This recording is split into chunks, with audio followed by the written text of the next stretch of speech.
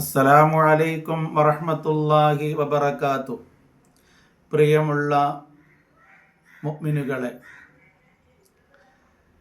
അധിക ജനങ്ങളെയും സ്വർഗത്തിൽ പ്രവേശിപ്പിക്കുന്ന കാര്യത്തെ സംബന്ധിച്ച് നബി സല്ലല്ലാഹു അലൈഹി വസല്ലമ തങ്ങളോട് ചോദിക്കപ്പെട്ടപ്പോൾ ഹബീബായ മുത്തുനബി സല്ലല്ലാഹു അലൈഹി വസല്ലമ തങ്ങൾ പറഞ്ഞു, തഖ്വല്ലാഹ്, അള്ളാഹുവിനെ സൂക്ഷിച്ച് ജീവിക്കലാണ്.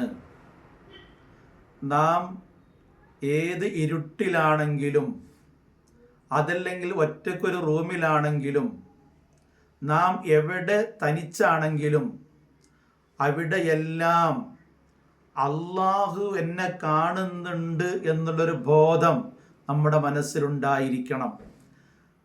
നമ്മൾ അങ്ങാടിയിലാണെങ്കിലും ജോലി സ്ഥലങ്ങളിലാണെങ്കിലും ഏത് ഭാഗങ്ങളിലാണെങ്കിലും അള്ളാഹു എന്നെ നിരീക്ഷിച്ചു കൊണ്ടിരിക്കുന്നുണ്ട് എന്നുള്ളൊരു വിചാരം നമ്മുടെ മനസ്സിൽ വേണം.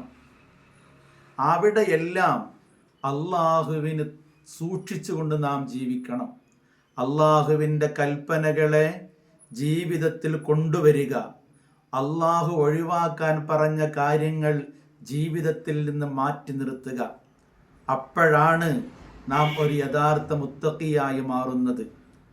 രണ്ടാമത് പറഞ്ഞത് ഹുസ്നുൽ ഖുലുഖി, സൽസ്വഭാവമാണ്.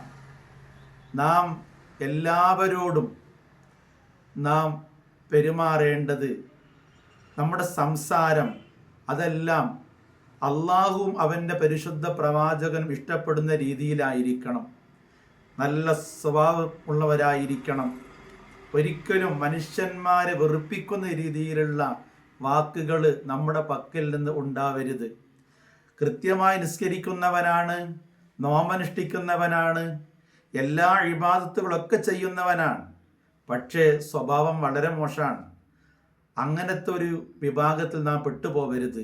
നമ്മൾ അള്ളാഹുവിനിക്ക് ഇബാദത്ത് ചെയ്യുന്നതോടൊപ്പം നമ്മുടെ സ്വഭാവവും നന്നാവണം.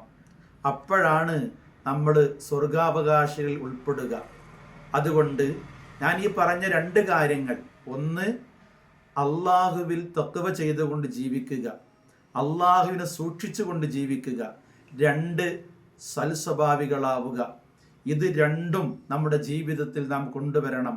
അള്ളാഹു സുബ്ഹാനഹു വ തആല ഈ രണ്ട് കാര്യങ്ങളും നമ്മുടെ ജീവിതത്തിൽ കൊണ്ടുവരാൻ നമുക്ക് തൗഫീഖ് നൽകട്ടെ. ആമീൻ.